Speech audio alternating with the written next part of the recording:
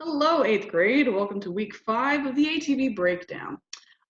This cute furry beast you see before you is Freya. She is my eldest cat, and I decided to make her the theme for this week's breakdown. Cat, singular. I do have 3 cats. This is the one that's most willing to stay in my lap because she loves me. I know she loves me because she keeps digging her claws into my knee. I don't know if you guys can see that. Um, but yeah, she's my oldest cat, and she originally was named Odin before I adopted her, which is partially why I wanted to adopt her. And because of her name, her brothers are named Loki and Thor. So there's a whole Norse naming theme going on. So hopefully she'll stay on my lap for the remainder of the time. She did for the 7th grade video. But she is just going to hang out, and we're going to do the breakdown. If she leaves, you get to look at my face, but it's not like you haven't seen it before. All right, so let's go over here and let's get into it, shall we? Number 1 for Monday. Me and Neil are interviewing school staff members about their jobs. Revised to say, not very many changes, Neil and I are interviewing school staff members about their jobs. I won't talk about this in great detail, but when it comes to the me and subject or the subject and I, you always put the I secondary because you want to present the subject of the sentence first, okay? And in this case, you just reverse it. So think of it as kind of being selfless when you have this order. Also, Neil's a name, so capitalize it. Number 2, Mr. Besant, our librarian, was gonna be either a teacher or a counselor. Revised to say, Mr. Besant, comma, our librarian, comma, was going to be either a teacher or a counselor. So more changes in this one. Because we have this here, it's clarifying information as to who Mr. Besant is relative to the sentence. And it's also kind of introducing, so you do need to put commas in between here. The word gonna is meant to denote the future tense of go, which is going to, but because it's informal, you want to standardize the English usage as much as possible, so you do going to instead of gonna. And then librarian, I didn't mark it in red, but teacher, counselor, these are all standard nouns, and unless they're like Mr. Besant here, they don't need to be capitalized. They are not proper.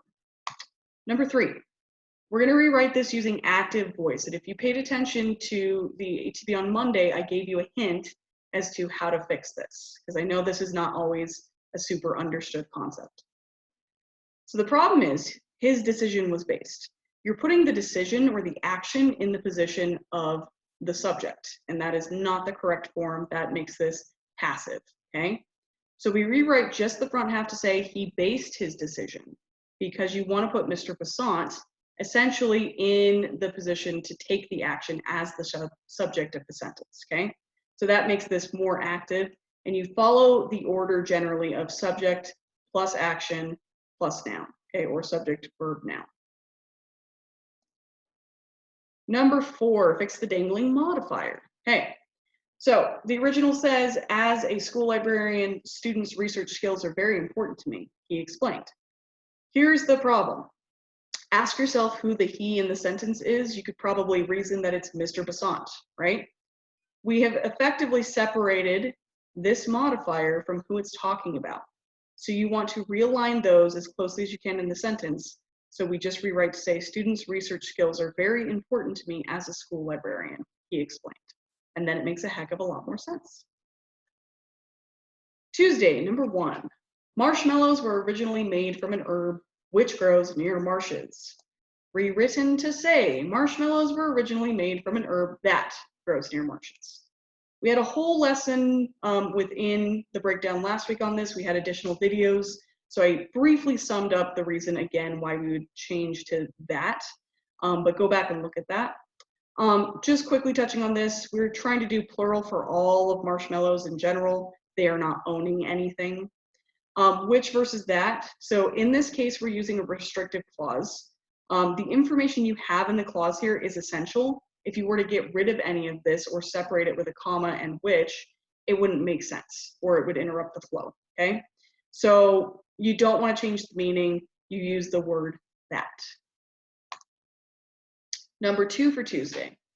2,000 years ago, Egyptians used the herb's gooey sap to make the candy.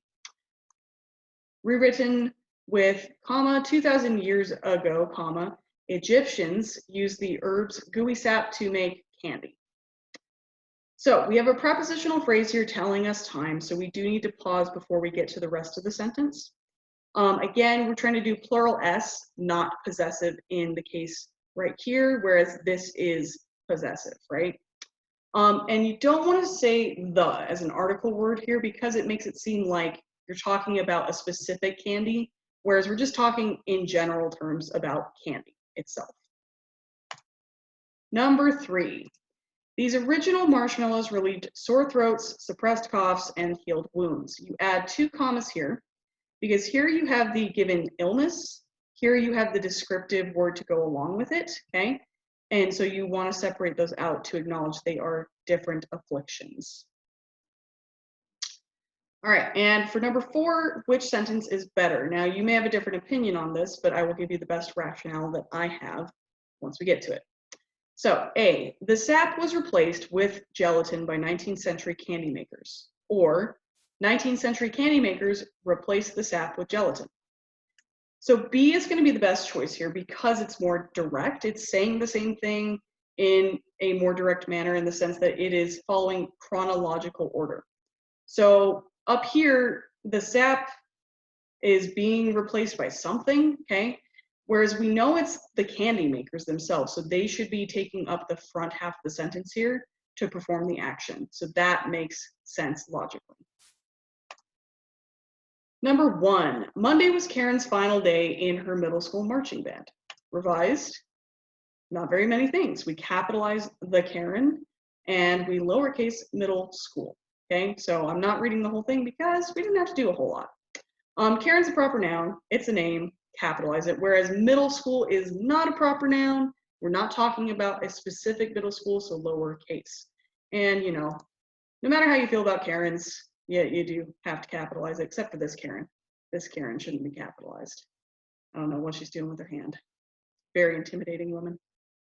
Onward, number 2. She played her trumpet in the Memorial Day Parade in downtown Warren. Revised to say, she played her trumpet in the Memorial Day Parade in downtown Warren. So again, pretty simple fixes here. When you have the holiday as a whole, okay, if you separate these words out on their own, memorial and day, not proper nouns, but put together, they are capitalized. Here we omit the comma. You're not trying to break up anything clause-wise here, so it's not necessary to have it. And then here we have a reference to a town within the context of the sentence. We know that because of the word prior to it, so you capitalize the W. All right, we have another, well, not dangling, but a misplaced modifier this time. So the hint I gave in this problem was there's some confusion in when you read it as to who's wearing the uniform. So you need to align the uniform with the appropriate subject of the sentence. So Miss Sato took a picture of her daughter in front of the school in a band uniform. The daughter is the one wearing the band uniform. We've established that in the problems of 1 and 2. So this is your misplaced modifier. It's modifying the daughter, okay, or what the daughter is currently wearing. So make sure that you move that part. All right, and shift of mood, also again, another tricky thing that isn't always easy to understand. So I'm gonna do my best here. Karen's band director recommends that she audition for the high school band. It is actually an appropriate shift in mood that's going on here, in the sense that when you move from this verb to this verb, both of them are on the same plane of mood, okay? In that they suggest a voluntary action or a suggestion, okay? An example of an inappropriate shift that might occur would be like if they said Karen's band director demanded that she audition for the high school band. This type of action, the mood of it doesn't really fit with this. So that's inappropriate, whereas this works well together. And on to Thursday. At around 36,000 feet deep, the Mariana Trench is the deepest place on Earth. Revised, again, not a whole lot going on. At around 36,000 feet deep, get rid of, or sorry, put in the comma. The Mariana Trench is the deepest place on Earth, okay? You have essentially another prepositional phrase, so you pause beforehand. You have nothing needing separation here. This is a complete clause. Do not break it up, okay? So that's the simplest definition I can give. Number 2, the Mariana Trench is deeper than Mount Everest at over 26,000 feet is high. Okay, so this takes a little bit of explaining. Again, you don't need a comma here because you are illogically breaking up a clause. Mount Everest is a proper noun. It is, the highest peak on the planet. So you do need to capitalize it, and there's only one. And then you have your dashes here because you have an interruptive phrase. This information is clarifying just how much deeper versus higher the trench is to Mount Everest. So it's probably important to interrupt the sentence so that the reader pays attention to this information. Okay, circle the function of the underlined part of the sentence. The trench lies under the Western Pacific Ocean where 2 tectonic plates meet. Oh, we know a lot about tectonic plates in the last month or so, don't we? So this is going to be an adverb phrase. The verb we're working with is meet. And it might seem a little bit odd that we're kind of like attaching or fixating on everything prior to that. But with an adverb phrase, you have descriptors in multiple words and phrases attached to the verb. So you're describing essentially what has to happen with the action here, okay? So it is going to be an adverb. All right, and finally, we have Latin work here to do. So ladire means to strike. So what could we say this word means? The plates are made of weak rock that turns to mud where they collide. Collide is another way to say they hit each other, they crash, or they impact, okay? In some cases, they cause friction. That also would fit in with this definition of the action. And, they create shaky things, which is not always fun. But that is going to be it from me and Freya for this week of the breakdown. I would have her wave, but I think she'd get up and leave. Let's see. Yep. Nope. Are you done? She's probably done. Anyway, let's get on to the discussion. Let's see what you guys did for the week, and then we'll get on with our weekend. So I will see you next week again for a breakdown.